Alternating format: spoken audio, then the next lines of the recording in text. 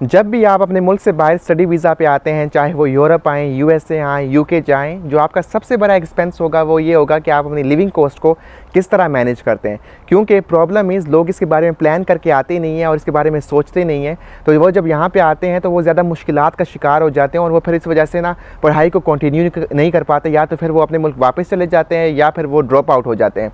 आज मैं इस वीडियो में आपको बता रहा हूँ कि आपने फ्रांस में अपने लिविंग कॉस्ट को किस तरह मैनेज करना है, आप अपने एक्सपेंसेस को किस तरह रिड्यूस करना है। इसके साथ साथ मैं आपको आइडिया दे रहा हूँ कि आपकी लिविंग एक्सपेंसेस में लेट्स से अकोमोडेशन पे कितना खर्चा आ रहा होगा और उसको आपने किस तरह कम करना है, आपके फूड एक्सपेंसेस कितने होंगे, आपने उसको किस तरह रिड्यूस करना है, और फिर ट्रांसपोर्टेशन वगैरह पे जो खर्चा आ रहा होता है तो वो मैं आपको एक आइडिया दे रहा हूँ कि आपने किस तरह अपनी कॉस्ट को रिड्यूस करना है ताकि आपके ऊपर मेंटली प्रेशर ना आए फाइनेंशियल स्ट्रेस का। ये उन लोगों के लिए भी है जो स्कॉलरशिप पे आते हैं और ये उन लोगों के लिए भी है जो कि सेल्फ फंडेड बेसिस पे आते हैं, जो कि ये सोचते हैं कि यहाँ पे हम पार्ट टाइम पे काम करेंगे। और वो जब इनिशियली आते हैं तो इनिशियली तो लोगों के पास पैसे बहुत होते हैं, ठीक है, घर से नए नए आए होते हैं तो वो भाई खुला पैसा लगा रहे होते हैं। लेकिन मसला ये होता है कि जैसे ही टाइम गुजरता है, जैसे ही आपका बजट टाइट होता है और महीने के एंड पर आप आउट ऑफ बजट हो रहे होते हो, तो वो फाइनेंशियल स्ट्रेस जो क्रिएट होता है वो आपको स्ट्रेसफुल इन्वायरमेंट की वजह से डिप्रेशन की तरफ ले जाता है। और फिर क्या होता है कि आपकी एजुकेशन के ऊपर कॉम्प्रोमाइज़ हो रहा होता है और फिर आप ऑब्वियसली ड्रॉप आउट होने के चांसेस ज़्यादा होते हैं। फिर आप ऑब्वियसली या तो पाकिस्तान वापस जाओगे या फिर मैंने आपको अपने लास्ट वीडियो में बताया था कि आप क्या क्या होता है उन लोगों के साथ जो ड्रॉप आउट होते हैं और फिर जो मसले होते हैं। अगर आपको नहीं पता तो वो लास्ट वीडियो जाके देख लें, मैंने इसके ऊपर काफ़ी डिटेल से बात की हुई है कि उनके साथ क्या होता है जो ड्रॉप आउट होते हैं या फिर पढ़ाई कंटिन्यू नहीं करते या फिर इस माइंडसेट के साथ आते हैं। तो चलें अगर हम बात करते हैं हम एक्सपेंसेस के ऊपर, तो जो पहला एक्सपेंस मैं आपके साथ शेयर करना चाहता हूँ वो है अकोमोडेशन का। फर्स्ट ऑफ ऑल आपके माइंड में ये चीज़ होनी चाहिए कि जो मैं आपको एक आइडिया दे रहा हूँ वो मैं आपको अभी पेरिस के हिसाब से दे रहा हूँ, and Paris is the most expensive one. आपका अगर किसी से दूसरी सिटीज़ में होता है तो आप उसको देख लीजिएगा, उसको एटलीस्ट 10 से 15% वो उससे कम ही एक कॉस्ट आ रही होगी, उससे ज़्यादा नहीं आएगी, ठीक है। Paris is the most expensive one, तो ये आप एक्सट्रीम केस एक ले लें, ठीक है, फॉर फ्रांस। अब अगर मैं आपके साथ अकोमोडेशन की बात करूं तो अकोमोडेशन यूरोप के या वेस्टर्न मुल्क में किसी भी जगह पे चले जाएं, सबसे एक्सपेंसिव जो चीज़ होती है वो अकोमोडेशन होती है। और अकोमोडेशन आपके बजट का एटलीस्ट 60 से 70% कंज्यूम कर रहा होता है। अब अकोमोडेशन में मल्टीपल टाइप्स होती हैं, तो आप देख सकते हैं कि आपने किस टाइप पे जाना है अकॉर्डिंग टू योर बजट। तो सबसे जो एक्सपेंसिव होता है किसी भी इलाके में, किसी भी शहर में, वो होता है स्टूडियो। स्टूडियो का क्या मतलब है कि भाई आपका जो रूम होता है उसके साथ बाथरूम भी अटैच होता है, ठीक है, यानी एक ही रूम में बाथरूम होता है, वॉशरूम होता है और छोटा सा किचन होता है। यानी आप वहाँ पे रह सकते हो आराम से, कोई मसला नहीं होता। यानी आप एक कमरे के अंदर चले जाओ, किचन भी मिलेगा आपको, बाथरूम, वॉशरूम वगैरह, और आपका बेड शेड भी लगा होगा, तो इसको कहते हैं हम स्टूडियो, ठीक है। ये एक्सपेंसिव होती है, यानी आप समझ लें एक सिंगल पर्सन के लिए the most expensive form of accommodation. तो अगर आप ये कहते हैं कि मुझे पर्सनल स्पेस चाहिए, मुझे स्टूडियो चाहिए, तो अगर आप प्राइवेट में भी आ रहे हैं तो आपको ये मालूम होना चाहिए कि आपको 900 यूरो से कम नहीं मिलेगा। बहुत मुश्किल है कि आपको इससे मिले, शायद मिल जाए, लेकिन 850 से या 800 से कम तो बिल्कुल नहीं मिलेगा, ठीक है। ये तो आपने माइंड में रख लेना है। ये प्राइवेट की मैं बात कर रहा हूँ आपके साथ, ठीक है। हाँ, क्रूज़ में ऑप्शंस होते हैं, ठीक है, जो कि आपको अगर यूनिवर्सिटी रिकमेंड कर देती है क्रूज़ की तरफ, वो आपको यूनिवर्सिटी से बात करनी होती है और क्रूज़ में आपके पास स्पेस भी है, तो फिर आपको वो जो है वो 400 साढ़े 400 तक मिल जाएगा। लेकिन उसके ऊपर आप रिलाई ना करें क्योंकि वो मुश्किल है अगर आप जनरली आ रहे हैं, ठीक है। अगर आप यूनिवर्सिटी की तरफ से नहीं, लाइक आप यूनिवर्सिटी आपको स्पॉन्सर नहीं कर रही, for example in the sense कि वो आपकी फाइल को आगे फॉरवर्ड नहीं कर रही या उनके पास क्रूज़ के साथ एग्रीमेंट नहीं हुआ, सो ये जो चीज़ है, ये अगर क्रूज़ की तरफ से मिलते भी हैं तो उनको मिलते हैं जिनकी स्कॉलरशिप्स लगी होती हैं फाइनेंशियल नीड बेस, तो वो अप्लाई कर पाते हैं इसके लिए, ठीक है। तो आप इसको भूल जाएं कि आपको शायद क्रूज़ की तरफ से मिल जाए, बहुत चांसेस कम है। अगर प्राइवेट के लिए आते हैं तो बहुत एक्सपेंसिव है। तो ये तो फर्स्ट फॉर्म होती है। दूसरा वो होता है कि भाई सिर्फ कमरा होता है और शेयर्ड बाथरूम होता है और किचन जो होता है वो भी शेयर्ड होता है, ठीक है। इसमें सब्सिडाइज्ड फॉर्म ऑफ एक लोकेशन है, सिते यूनिवर्सिटी होती है, ठीक है। ये जो फ्रांस के अंदर, पेरिस के अंदर स्पेसिफिकली लोकेटेड है, जिसके अंदर मेजरली ये आ रहे होते हैं इंटरनेशनल स्टूडेंट। इसमें आपको 700 यूरो के अराउंड, 650 यूरो के अराउंड मिल रहा होगा, ठीक है, आपके पास ये, ठीक है, रूम मिल रहा होगा, आपके पास शेयर बाथरूम होगा और शेयर्ड किचन होगा, 650 मिल रहा होता है, ठीक है। और मल्टीपल वो वेरी करता है, लेकिन 550 से लेकर 650 700 तक ये आपके माइंड में होना चाहिए कि ये चीज़ होती है। This is the second form of the accommodation. और ऑब्वियसली अगर आप किसी के साथ वो करते हैं, अपार्टमेंट में जाते हैं, ठीक है, अगर वो ऑलरेडी एक कमरा है उनके पास और आप दूसरे कमरे में रह रहे हैं, तो वो भी अराउंड इतनी कॉस्ट आ रही होगी अगर आप किसी के साथ अपार्टमेंट शेयर कर रहे हैं। तीसरी चीज़ होती है कि भाई वो जो होते हैं, जो लेबर की तरह होते हैं, एक ही कमरे में शेयर्ड अकोमोडेशन होती है, 2-3 लोग रहते हैं, ठीक है, मिलके। वो यहाँ पे आपको ऑफिशियली नहीं मिलता, ठीक है, वो आपको खुद ही एडजस्ट करना पड़ता है, जैसे यूजली लेबर कम्युनिटी रह रही होती है, तो वो आपको भाई 250-300 में आपको मिल जाता है, ठीक है। यानी वो आपकी कम्युनिटी में आप ढूंढना पड़ेगा, आपको फेसबुक ग्रुपों में, और स्पेस देखनी पड़ेगी, बेड स्पेस उसे कहते हैं। 250-300 में आपको वो मिल जाती है, ठीक है, और वो आपका सबसे सस्ता वे है। तो ये आपके माइंड में होना चाहिए कि भाई अगर आपका बजट कम है तो आपने किस तरफ जाना है, क्योंकि मोस्ट एक्सपेंसिव भी आपको मैंने बता दिया, लीस्ट एक्सपेंसिव बता दिया, तो आपने डिसीजन करना है कि भाई आपने किस तरह रहना है। ऑब्वियसली अगर आप बेड स्पेस पे रहते हैं तो आपको मालूम होना चाहिए कि लोगों के बीच में रहना है, प्राइवेसी बिल्कुल नहीं होगी, तो this is a problem. And obviously for the girls and women it's not feasible, क्योंकि यूजली ऐसा फीमेल के उसमें नहीं होता, उनकी लेबर में ऐसे चीज़ एग्जिस्ट नहीं करती, लेकिन ये मर्दों के उसमें होता है, मैन के साइड पर ये चीज़ एग्जिस्ट कर रही होती है, तो आप इसको एक्सप्लोर कर सकते हो। तो अगर हम दूसरी चीज़ पे बात करें वो है ट्रांसपोर्टेशन। आप किसी भी सिटी में जाते हैं तो ट्रांसपोर्टेशन ऑब्वियसली आपको चाहिए होती है, बड़े शहर होते हैं, आप पैदल नहीं चल सकते, ठीक है, तो आपको ट्रांसपोर्टेशन कार्ड बनवाना होता है। यूजली अगर मैं आपके साथ पेरिस की बात करूँ तो यहाँ पे जो ट्रांसपोर्टेशन कार्ड है, जनरली अगर मैं बात करूँ आपके साथ, तो वो आपको तकरीबन 80 से 85 यूरोज़ पर मंथ पड़ रहा होता है, और ये अगर आप ईयरली की बात करें तो तकरीबन 850 यूरो आपको देने पड़ते हैं, ठीक है, पर ईयर 850-900 यूरो।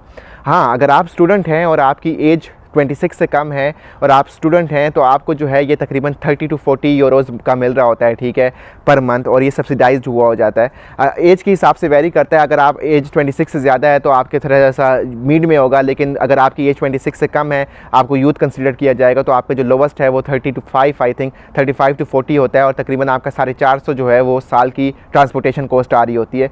तो ये आपने माइंड में रखना है। और ऑब्वियसली पेरिस की सबसे ज़्यादा एक्सपेंसिव है, अगर किसी और सिटी में जाते हैं, फॉर एग्जांपल मार्सेई वगैरह, वहाँ पर तकरीबन 30-35 होती है स्टूडेंट्स के लिए, और वैसे जनरली भी कम ही होती है। तो ये आपके माइंड में रखना है कि transportation is the second thing जो कि रिलेटिवली थोड़ा सा एक्सपेंसिव होती है। अगर हम तीसरी चीज़ पे बात करें जो कि बहुत इंपॉर्टेंट है, आपके पास छत हो गया, आपके पास ट्रांसपोर्टेशन होगी, तीसरा ऑब्वियसली खाएंगे क्या। खाना एक ऐसी चीज़ है जो कि बहुत ज़्यादा वेरी करती है, कुछ लोगों का खाना 100 यूरो में भी हो जाता है, कुछ यूरो का खाना भाई 1000 यूरो में भी नहीं होता।